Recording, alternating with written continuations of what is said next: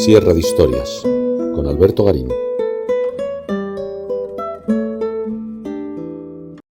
Tras la muerte del rey Francisco II de Francia, en 1560 le sucedió su hermano, Carlos IX, un niño de 10 años. La regencia quedó en manos de su madre, Catalina de Medici, que por fin, después de 4 décadas de ansiar el poder, siendo niña como señora de Florencia y cuando se convirtió en la esposa de Enrique II en la corte de Francia, por fin, después de esas 4 décadas de espera, por fin, Catalina de Medici podía gobernar. Pero lo hizo frente a un problema importantísimo, el conflicto entre católicos y calvinistas en Francia, esos calvinistas conocidos como hugonotes. Sin embargo, el empecinamiento de Catalina de Medici por lograr el entendimiento o al menos una relativa paz entre católicos y hugonotes, lo logró a través del establecimiento de la Paz de Amboise, que hizo que en 1564 la posibilidad de una guerra religiosa quedaba lejana en este mundo francés. Catalina de Medici llegó a creerse en tal dimensión que había conseguido la paz, que se lanzó a un ambicioso programa edilicio en París, donde decidió no solo rematar la gran sede del rey, el Palacio del Louvre, sino crearse su propio palacio, cerca del Louvre, y desde que ella, como regente, había de velar en las siguientes décadas los gobiernos, en principio, de su hijo, de Carlos IX. Ese palacio es el Palacio de las Tullerías, pero lo que no sabía Catalina de Medici es que la paz que ella había querido establecer le duró solo 3 años. Las guerras de religión volvieron, duraron muchas décadas, y su ambicioso Palacio de Tullerías, lo que ella quiso construir para sí misma, en su tiempo no funcionó. Siglos después sí, pero Catalina de Medici no vio forjado ese sueño que tenía de tener el mayor palacio que una regente en Francia podía haber tenido en París.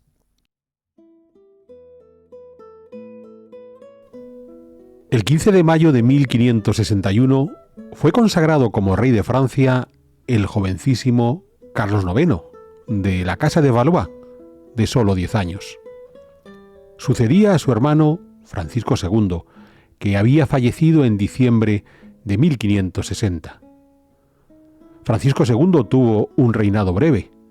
Sucedió a su padre Enrique IV en julio de 1559, cuando Francisco II solo tenía 15 años, y ostentó la corona por menos de 1 año y medio, bajo la regencia de los Guisa, tíos de su esposa María Estuardo, reina de Escocia. Cuando Carlos IX fue coronado, sucediendo a Francisco II, la regencia quedó en manos de su madre, Catalina de Medici, la viuda de Enrique IV, quien rápidamente marginó a los Guisa y se hizo acompañar en esa regencia por Antonio de Borbón, primer príncipe de sangre, es decir, el legítimo heredero del trono de Francia si se extinguía la línea de los Valois. Catalina de Medici decidió comenzar su regencia resolviendo el conflicto religioso que había prendido en Francia entre católicos y hugonotes, el nombre con el que se conocía a los calvinistas franceses, algo que pareció conseguir la regente al promulgar el Edicto de Saint-Germain en enero de 1562, en el que daba libertad de culto privado a esos hugonotes. Pero la paz no duró ni 2 meses. El 1 de marzo de 1562, el muy católico duque Francisco de Guisa, a su paso por su principado de Joinville, encontró a los hugonotes celebrando el culto en el interior de la ciudad, de forma pública, en contra del Edicto de Saint-Germain. Para castigar a los que Guisa consideraba herejes, hizo que sus tropas les atacasen, acabando con 74 hugonotes y dejando heridos a más de un centenar, en lo que pasó a conocerse como la masacre de Vassy. Después, Guisa continuó hacia París, donde fue recibido como un héroe, y su ejemplo fue seguido en otras ciudades, produciéndose nuevas masacres contra los protestantes en lugares como Sens o Tours. Los hugonotes entonces, liderados por el príncipe de Condé, hermano del regente Antonio de Borbón. Condé era calvinista, mientras que Antonio de Borbón era un tibio católico. Los hugonotes, decíamos, se levantaron en armas y se hicieron con el control de ciudades importantes como Orleans, Poitiers, Lyon o Rouen, además de firmar una alianza con Isabel I de Inglaterra. La guerra estalló con los frentes más importantes en Normandía, en torno a Rouen, y el Valle del Loira, en torno a Orleans. Unos frentes donde los líderes de ambos bandos fueron cayendo. Por el lado católico, Antonio de Borbón murió tras recuperar Rouen, mientras en el Valle del Loira, en diciembre de 1562, fue hecho prisionero el viejo condestable de Francia, Anne de Montmorency, y en febrero de 1563 falleció el duque Francisco de Guisa. Por el lado protestante, quien cayó prisionero fue el príncipe de Condé. El que los principales caudillos de ambos bandos hubieran desaparecido o hubieran sido hechos prisioneros fue aprovechado por Catalina de Médici para imponer un nuevo edicto de tolerancia conocido como la Paz de Amboise el 19 de marzo de 1563, que daba mayor libertad de culto a los hugonotes. La regente consideró que había conseguido su objetivo de poner fin a la guerra y en 1564 organizó un tour real por toda Francia para que los súbditos pudieran tener ocasión de ver de cerca al joven monarca Carlos IX, al tiempo que Catalina de Médici se lanzó a reorganizar la sede de la corte en París. Desde los tiempos de Carlos V, a mediados del siglo XIV, la residencia oficial de los reyes de Francia en París era el Castillo del Louvre. En su origen, el torreón que cerraba la muralla medieval de París en el margen derecho del Sena, una muralla levantada por Felipe Augusto a finales del siglo XII por su lado occidental. Carlos V, ante el crecimiento de la ciudad, había construido una nueva muralla en ese margen derecho del Sena. Las torres de Felipe Augusto dejaron entonces de ser fortines exteriores para convertirse en torres urbanas, y fue en ese momento cuando Carlos V procedió a transformar el Louvre y convertirlo en sede oficial de su corte, más allá de que el rey prefería residir en su palacio de Saint-Paul, al este de París. En esencia, Carlos V hizo levantar un gran torreón central, el donjon, rodeado por su propia muralla. Una solución muy militar, buscando claramente la protección del rey, lo que no ha de sorprendernos después de las revueltas campesinas y urbanas a las que tuvo que enfrentarse Carlos V en su juventud. Pero un donjon que, como en las otras construcciones emprendidas por Carlos V, como los castillos de la Bastilla o Vincennes, reunía las condiciones de confort más avanzadas de su época. Como tuvimos ocasión de ver en una sierra de historias previa, los herederos de Carlos V trasladaron la capital del reino desde París hasta los castillos del Valle del Loira, ante el avance de las tropas inglesas durante la Guerra de los 100 años. El Louvre seguía siendo de jure la sede de la corte, pero por más de un siglo los reyes de Francia no vivieron allí. Fue en tiempos de Francisco I, a partir de 1527, tras su regreso de su cautividad en Madrid, cuando el rey decidió que era tiempo de devolver la corte a París y su región. Es cierto que Francisco I, sobre todo, buscó tener una residencia de recreo en medio de un gran cazadero, por lo que apostó por el palacio de Fontainebleau. Incluso en París se hizo levantar otra residencia de placer, el Castillo de Madrid, inserto en el bosque de Bolonia. Pero al mismo tiempo lanzó un ambicioso plan de renovación del Louvre, entendiendo el valor simbólico de este palacio como sede de la corte. Con todo, la obra se prolongó mucho en el tiempo y Francisco I no llegó a disfrutarla. Ya hemos hecho una sierra de historias sobre esta reforma renacentista del Louvre, pero vamos a recordar rápidamente en qué consistió. Los trabajos comenzaron en 1528 con la demolición del donjon de Carlos V con objeto de liberar el gran patio interior. Al mismo tiempo, se acondicionó la orilla del río Sena que lindaba con el Louvre, en un tramo que iba en dirección oeste, desde el castillo hasta más allá de la muralla medieval, a esa explanada donde estaban los hornos en los que se fabricaban las tejas que se empleaban en París. En francés, teja se dice tuile y tejares, Tuileries. De ahí el nombre de esta parte de la ciudad, hoy un gigantesco jardín frente al Museo del Louvre. A modo de curiosidad, el acondicionamiento de esa orilla del Sena se hizo mediante la acumulación de capas de tierra sobre las que asentar el camino que llevaba hasta el Louvre. Personalmente, excavamos ese camino en las operaciones arqueológicas llevadas a cabo en ese sector en 1993. Ese refuerzo de la orilla del Sena ya estaba terminado para 1536, pero cuando el emperador Carlos V pasó por París en 1539, el Louvre seguía siendo el viejo castillo medieval con un gran patio interior donde había desaparecido el donjon.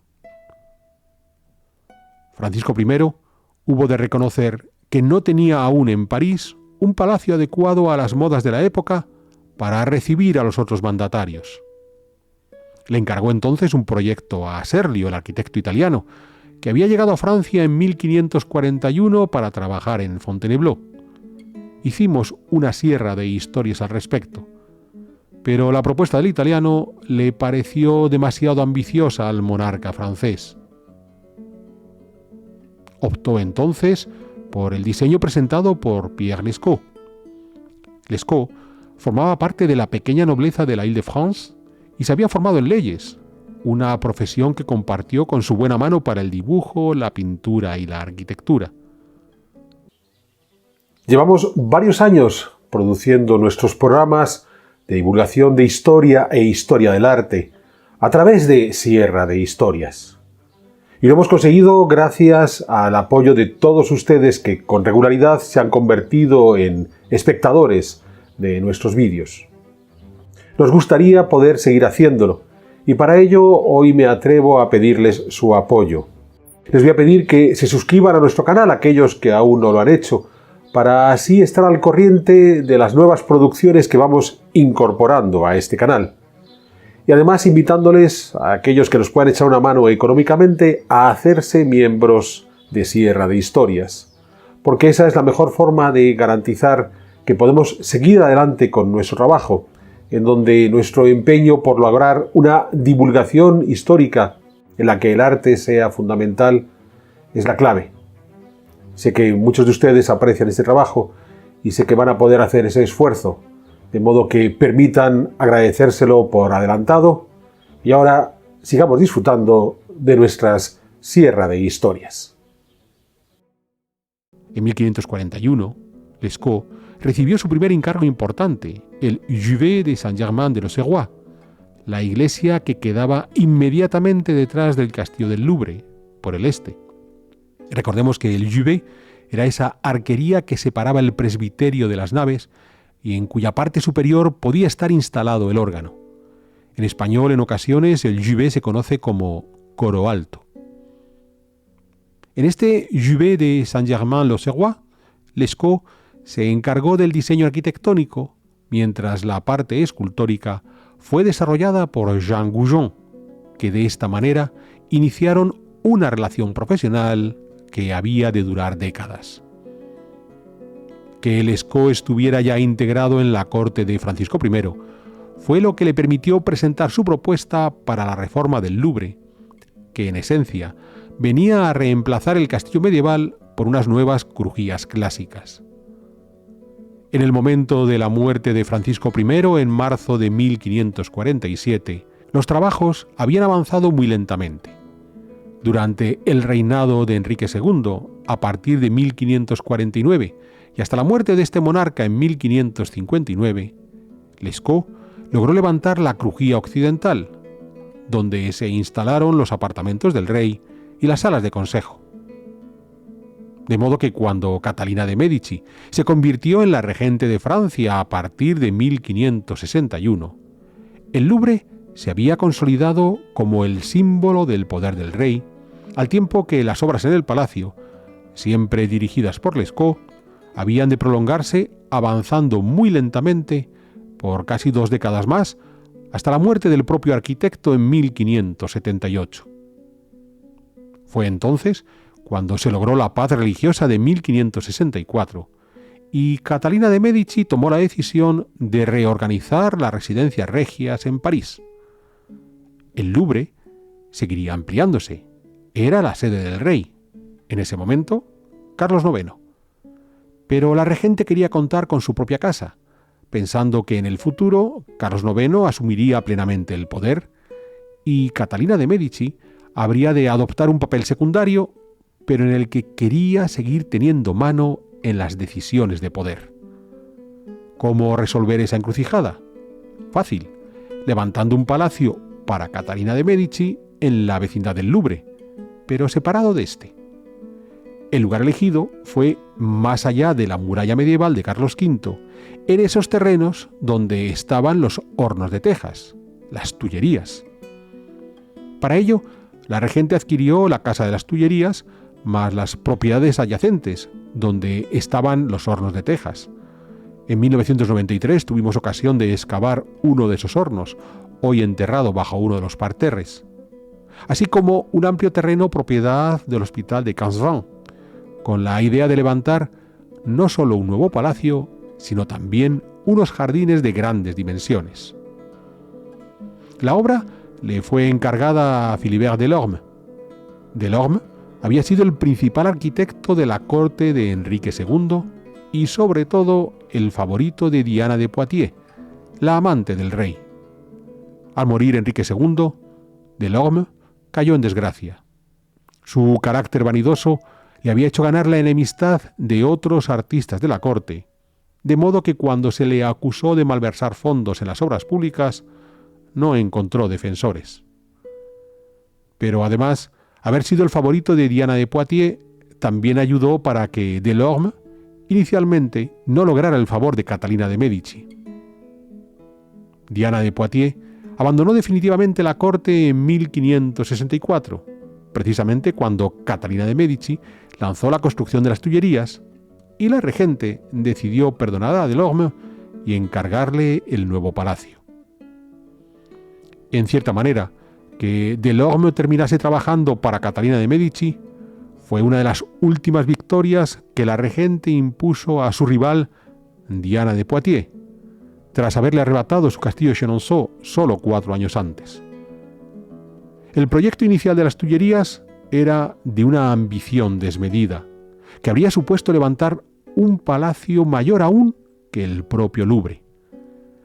2 grandes pabellones, norte-sur, por tanto perpendiculares al Sena, que estarían conectados por 4 crujías menores que crearían 3 grandes patios interiores. Al occidente del palacio, un jardín que había de extenderse hasta la actual Plaza de la Concordia, un jardín que aún pervive hoy, el de las Tullerías, y que iba a convertirse en el primer modelo en una escala colosal de jardín a la italiana en París.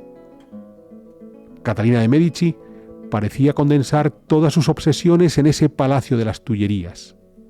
A sus 45 años, después de haber perdido la posibilidad de ser la señora de Florencia en su adolescencia, y tras vivir años de marginación en la corte de Francia, se había convertido en la regente del reino.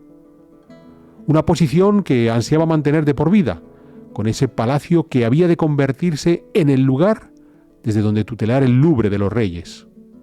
Un palacio donde recuperaba el modelo de las villas italianas que conoció en su niñez, pero en unas dimensiones mayores. Un palacio que venía a celebrar la paz que había logrado entre católicos y hugonotes, y que le iba a construir el que fuera el arquitecto favorito de su principal rival, Diana de Poitiers.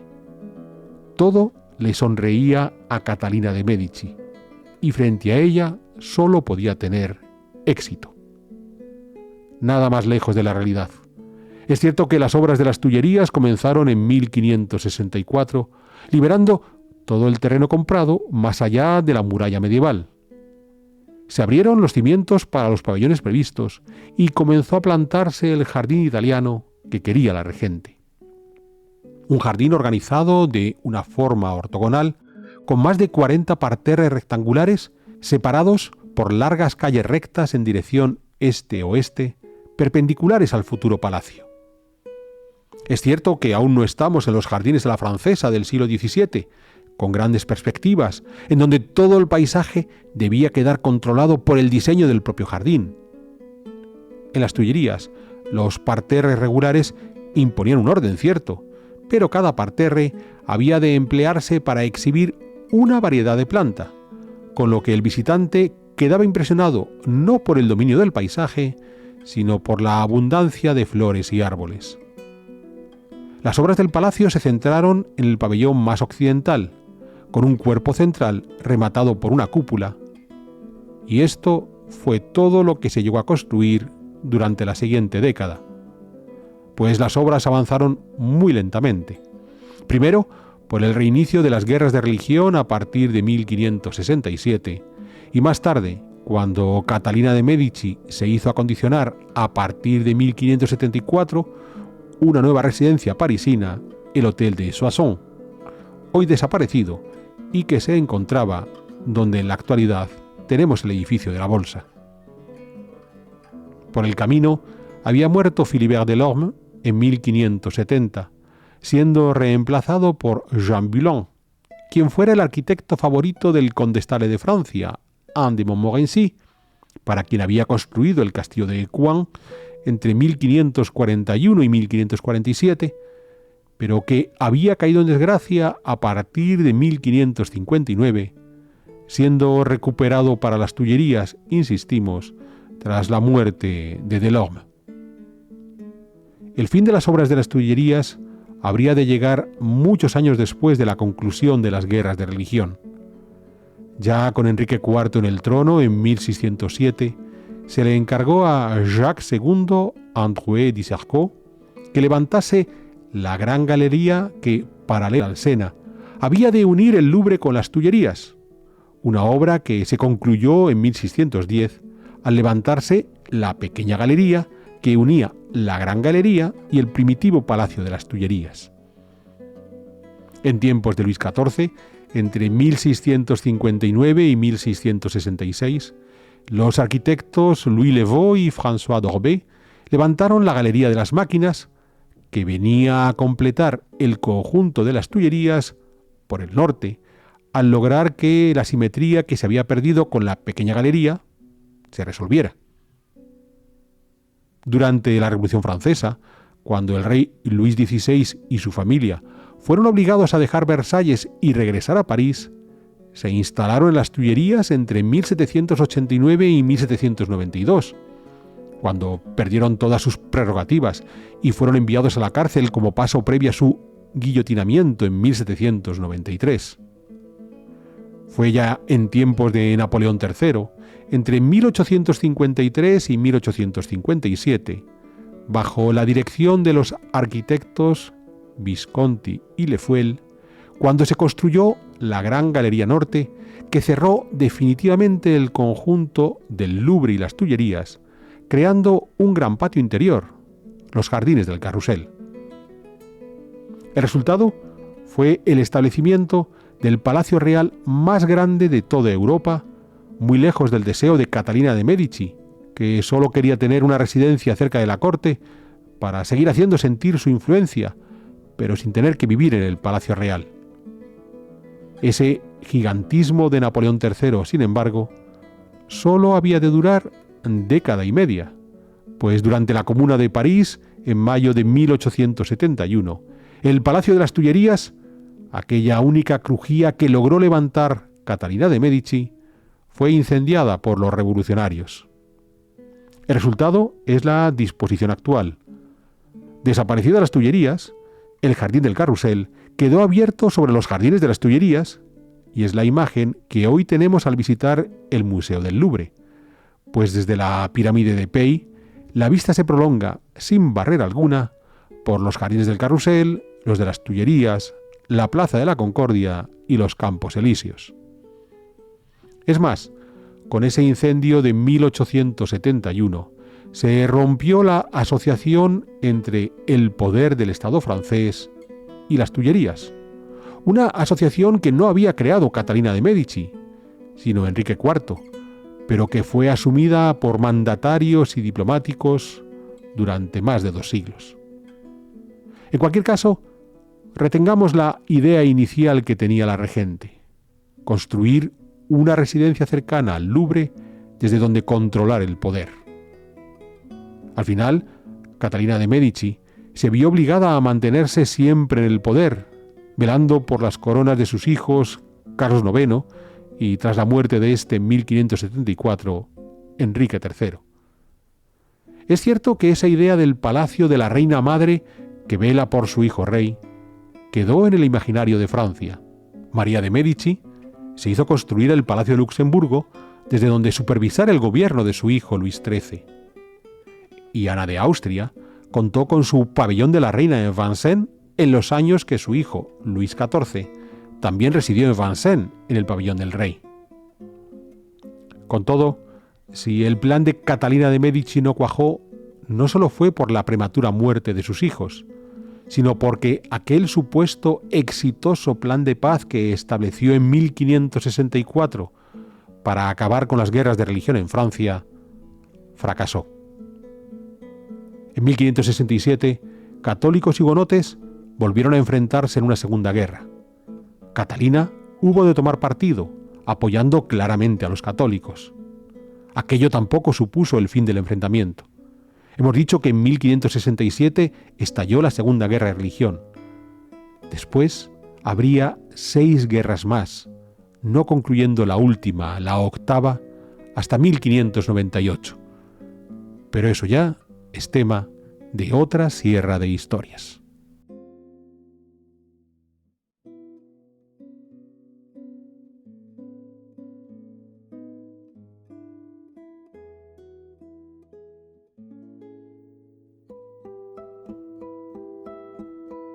¿Quieres incorporarte a la comunidad de Sierra de Historias? Pulsa el botón Unirme, apóyanos con tu contribución y conviértete en miembro de nuestro canal.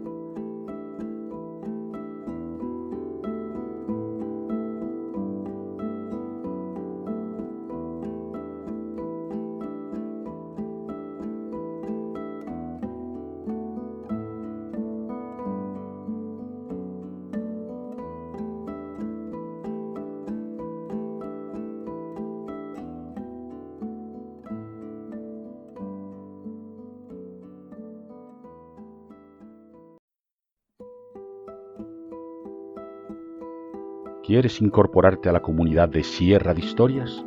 Pulsa el botón Unirme, apóyanos con tu contribución y conviértete en miembro de nuestro canal.